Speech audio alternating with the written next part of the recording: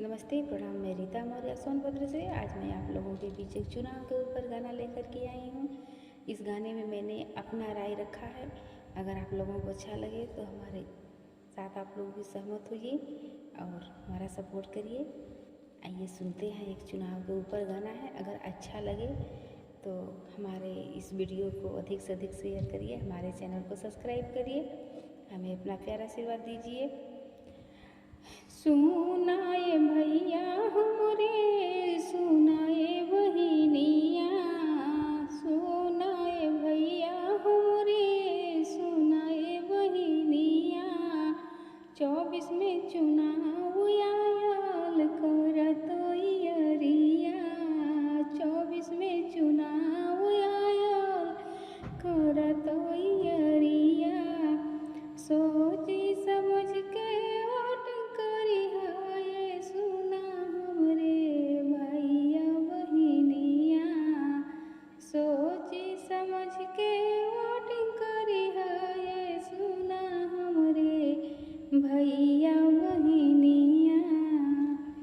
10 साल देशवा में भाजपा कैलस राज हो, बिगाड़ी के रोखी दिहलस देश के हालात हो। 10 साल देशवा में भाजपा कैलस राज हो, बिगाड़ी के रोखी दिहलस देश के हालात हो।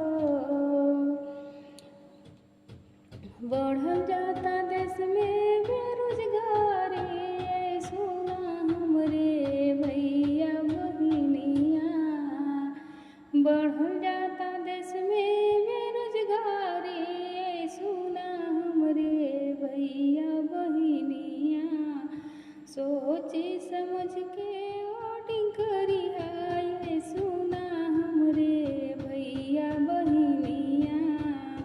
सुनाए भैया हमरे, सुनाए बहिनिया। 24 में चुनाव आयल कैला तैयारिया।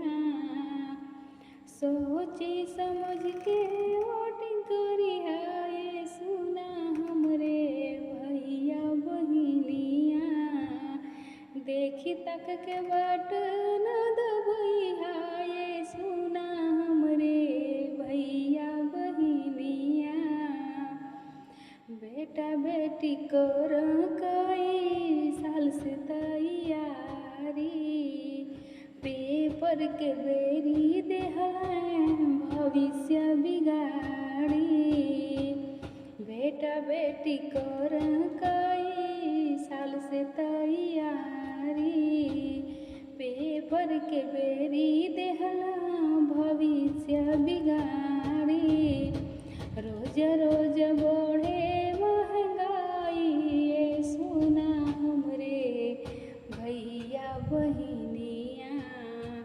रोज रोज बढ़े महंगाई, ये सुना हमरे भैया बहिनिया। सुनाए भैया हमरे, सुनाए बहिनिया। 24 में चुनाव आयल करत इयरिया। सोची समझ के वोटिंग करिहा, ये सुना हमरे भैया बहिनिया। देखी तक के बटन दबैहा, ये सुना हमरे भैया बहिनिया। 400 के सिलेंडर गयल 1000 के पार हो, देश के अन्नदाता भइलन सबसे परेशान हो। 400 के सिलेंडर गयल 1000 के पार हो, देश के अन्नदाता भइलन सबसे परेशान हो।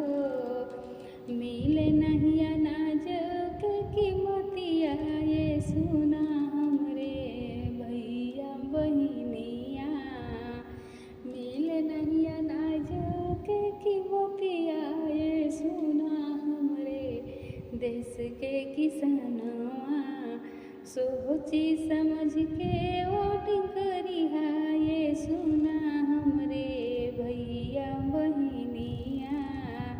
देखी ताकि के बटन दबैहा ये सुना हमरे भैया बहिनिया। देखी ताकि के बटन